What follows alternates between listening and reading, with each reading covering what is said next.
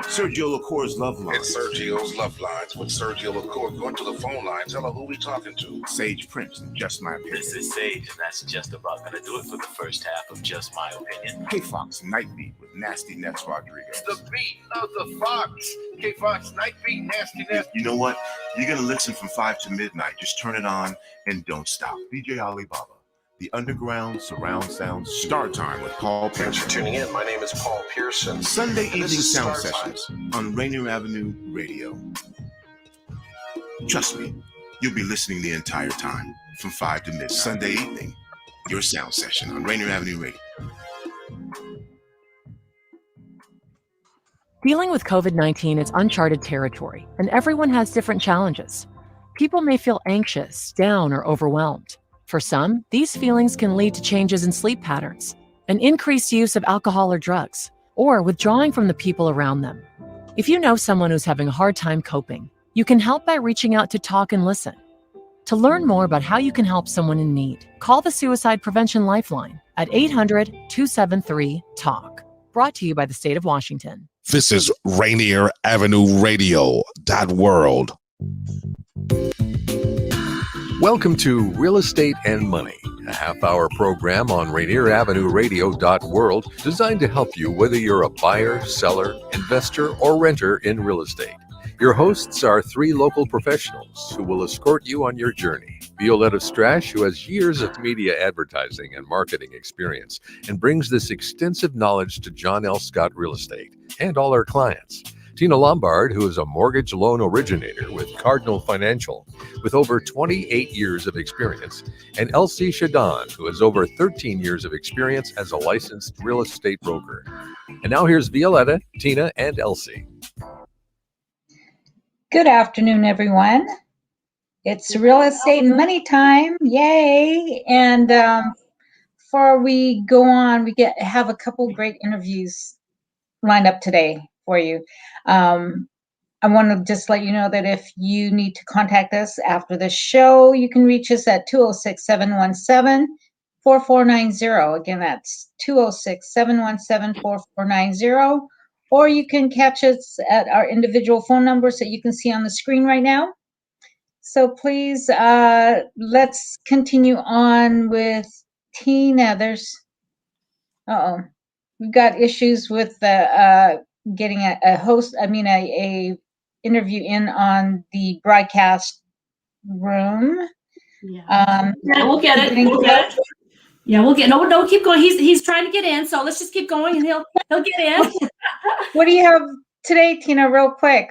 Yeah. Well, the interest rates actually have gone a lot up since last week. It's jumped. It's been some of the biggest jumps since November of last year. So a lot of people are still banking on that 2.875 interest rate on a 30-year mortgage. Well, that's been gone for a couple of days here, for about a week. So if you are planning to refinance or buy a house, it's time to get snappy because those rates are not going in the right direction.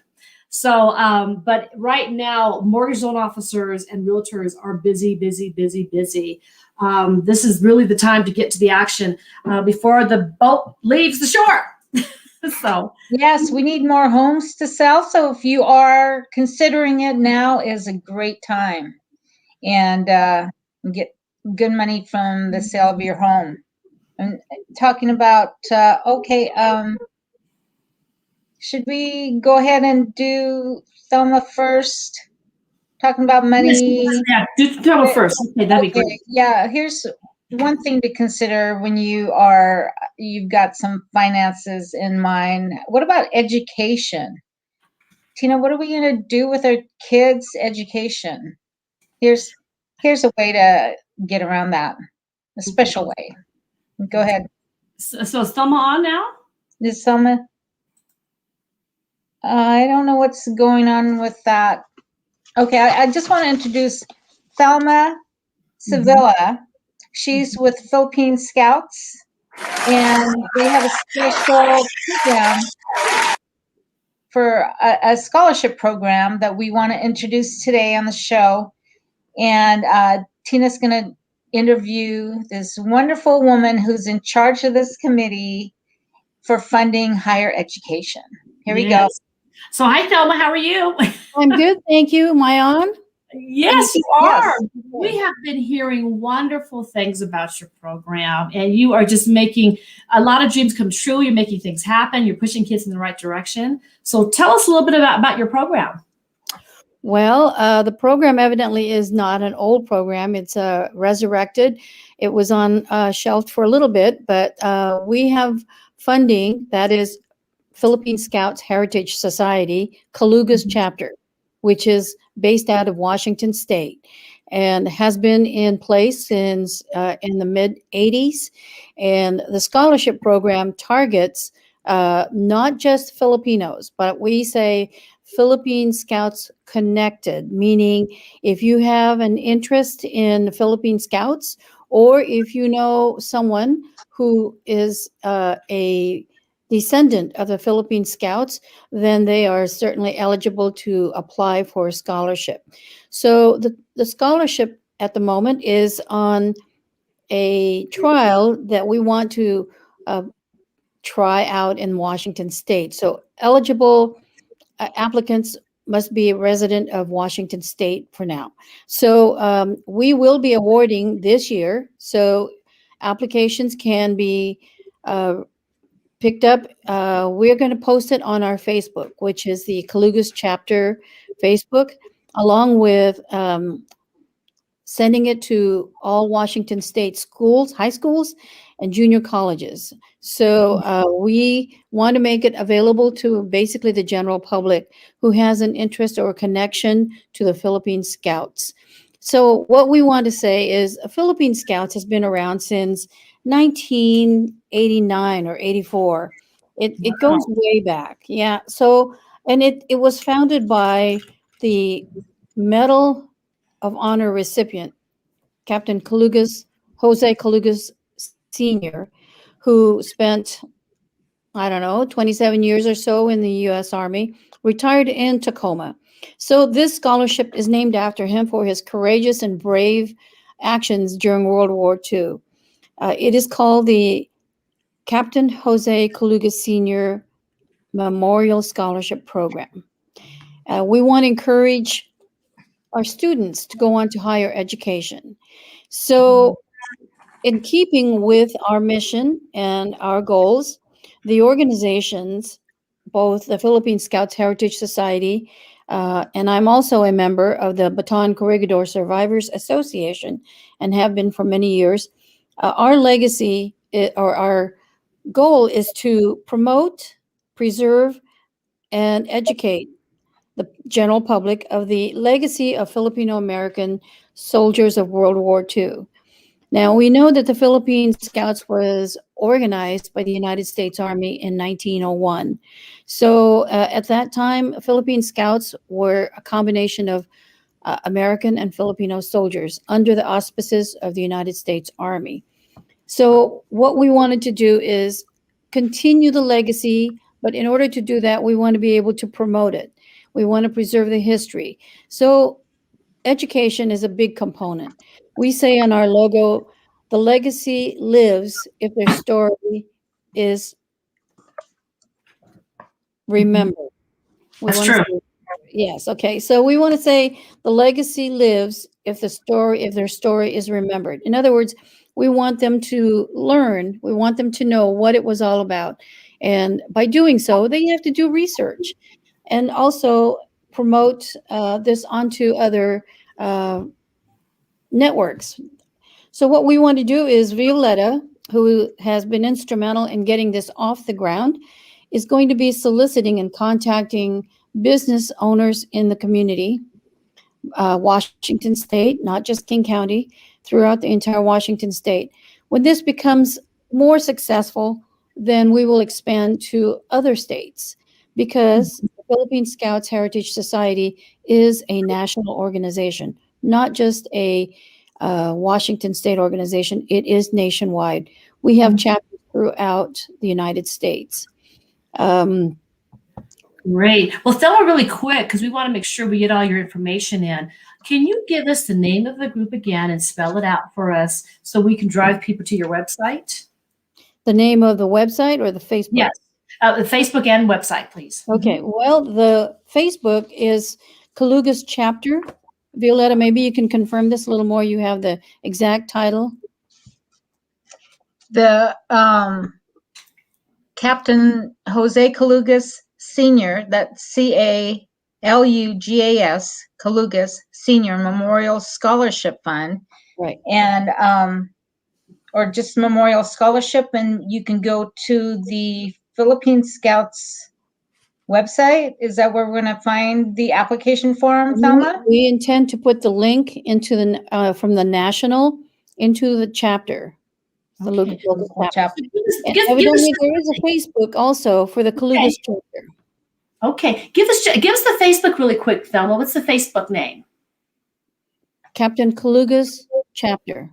Okay, and then the website is The website, well, Philippine Scouts Heritage Society. beautiful. Philippine Scouts Heritage Society.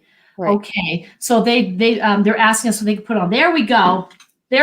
Thank you for putting that up, Daniel. Yeah, thanks, Daniel. That's awesome. Well, Thelma. So, what if I were somebody and I wanted to apply for this? Tell me, what are the emotional benefits that I would get from this? Why should I do this? Why should I apply? You would do this because, number one, you have a goal for going into higher education. And secondly, you have an interest in preserving some American history. It's not just a Filipino history, it is American history. And anyone who's interested in preserving a legacy or history of your ancestry or of wars that America has been involved in, then this is an opportunity for you to learn more and also receive acknowledgments or recognition.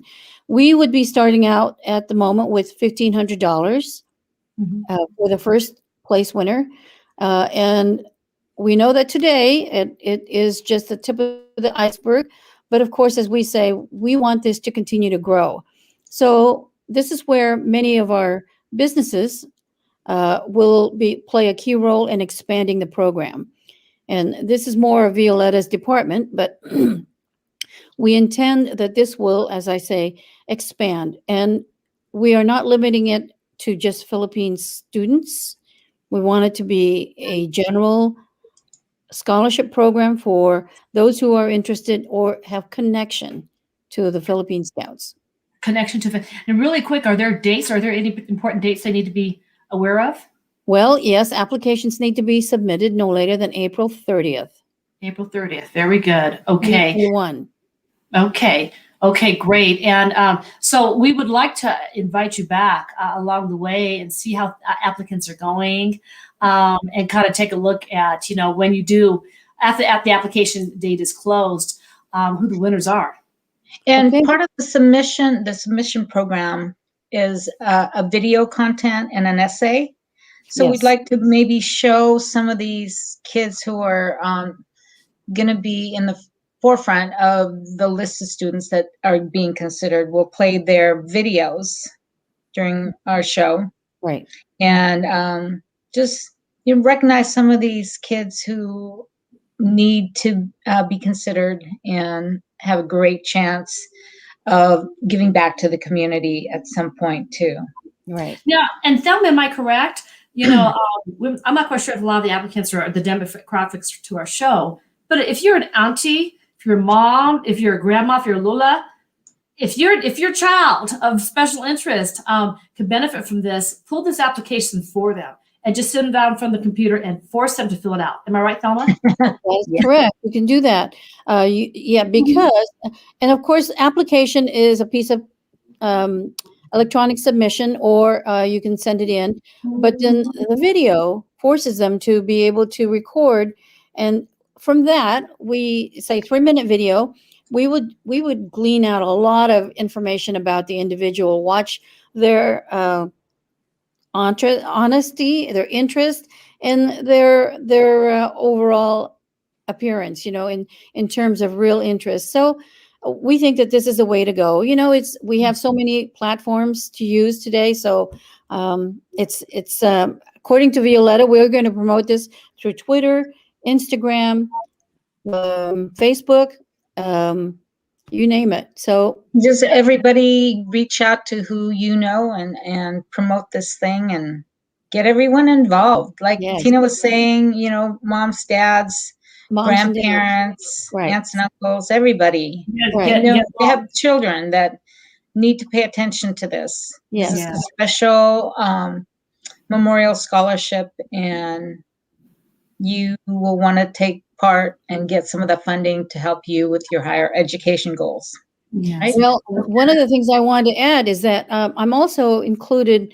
Well, I'm participating in programs at the national level, like the Filipino Veterans Recognition Education Project, and we are planning to go on to an online digital, and so they can do research that way, and learn a little bit more about the history. As my granddaughter was telling me the other day, well, I didn't know anything about the Rescission Act and why it was pulled, why the benefits of the Filipino veterans were pulled back in 1946. You learn not just the history, but you learn about any prejudicial biases. You learn about the benefits that were deprived. You learn about history. So, Yes. it's an awful thing that's happened in the past, but, we have, through education, we can certainly promote or correct some of the ways. Right. You don't know where you're going until you know where you came from, what you've been through. So, Thelma, thank you. Thank you so much, Thelma. We're going to get on to our second half of the show, but please, we look forward to seeing you again on your next update. Let me just say that the Facebook, once more, Philippine Scouts Heritage Society, Calugas chapter. So Calugas please go to the website and get information on how to apply there. All right. Thanks, Thelma. You're welcome. Take it away, Daniel. Tune in to Real Estate and Money every Tuesday afternoon from 2:30 to 3 here on Rainier Avenue Radio.world. Join your hosts Violeta Strash with John L. Scott Kent North, Elsie Chaudoin with Keller Williams Mountain to Sound and the Elsie Legacy Group, and Tina Lombard with Cardinal Financial. They'll help you navigate the waters of our volatile real estate market and offer you some guidance on how to make your hard-earned money work to make your dreams come true. Learn about current trends, get tips on financial matters, and have fun, interactive discussions about your home inside and out. That's Real Estate and Money. Great. Thank you. Thank you. So now we have got a special treat for you once again, our second interview here. So, Joy, are you on the show?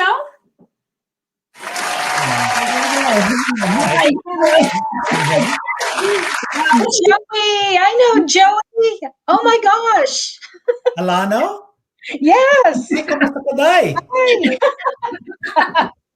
I did. If you had told me it was Joey Jagot, I would have known right away. All I knew was Joey. Oh my God. I was texting with Teddy this morning. That's so funny. Okay. We only have superstars on the show. Yes. So, Marvelous. So, thank you for having me on. I'm very excited. yeah. Okay. So Vila, we're going to be, Joey has a background in interior design.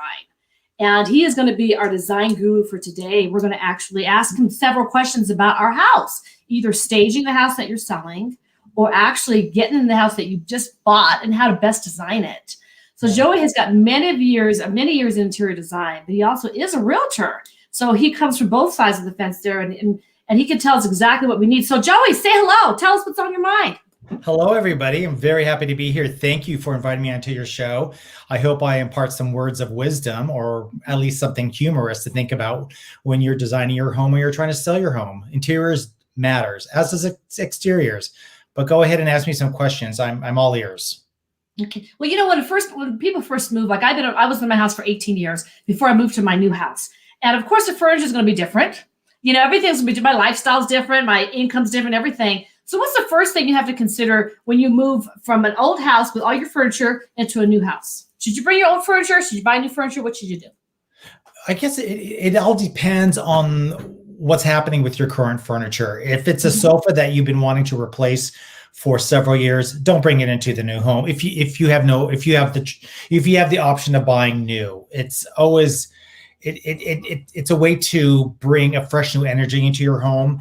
And otherwise, other things to think about, if it's a good quality sofa that maybe the fabric's dated, get it reupholstered or get new cushions. There's a lot of different ways that you can work with what's pre-existing without necessarily breaking the bank. Oh, that's really good.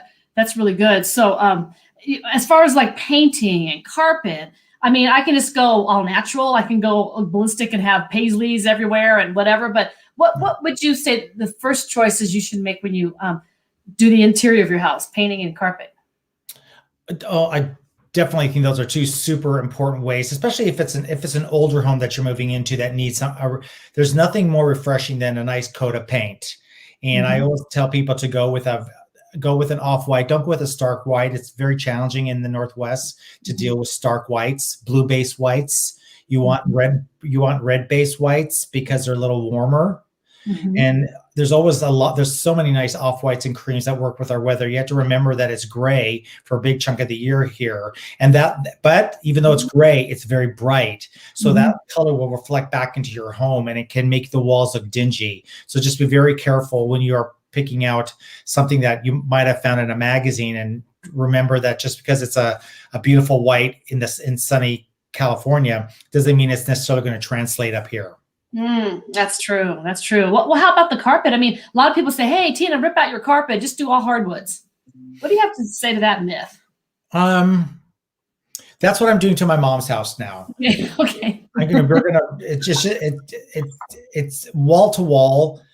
I think it's for the most part, depending on the home and depending on how much the home is you're asking for or you're purchasing, it's a very dated look. Now, wall to wall in a bedroom is fine, but for the most part, I would want to run, especially with these open floor plans now. I like running wood floors into the kitchen, into the utility room, into the powder room, into the bathrooms. I think it's a really nice look and it's cohesive. You don't want too many things happening at one time. And then, I mean, I love the idea of having the floors go into the bedrooms, but some people really like wall to wall. And for the bedrooms, I think it's okay. Okay. Joey, I had a question on that. If you have an older home, most likely you have some nice wood underneath the wall-to-wall carpeting. Would you go with the current trend of ripping out the carpeting and replacing those hardwood floors with the engineered plank flooring that you see quite a bit these days? Or refinish that nice hardwood floor that hasn't seen the light of day in years? I'm always a proponent for refinishing the pre-existing wood floors, because a lot of times, depending on the age of the home, they're the kind of wood floors that you can't get anymore or would be cost prohibitive. So for the most part, it's probably going to be in really good shape. But what you can do is any areas that are damaged, you would bring a wood floor expert in and try to match what's there, especially if you're going to refinish the floors into a different color. A lot of time the color is very dated, being a golden oak color. I'm not a big fan these days necessarily of super dark floors. I think that's very 90s. I think what's happening right now is a more natural floor, or a pickled, like a gray pickling, is really soft and works well with the environment that we live in.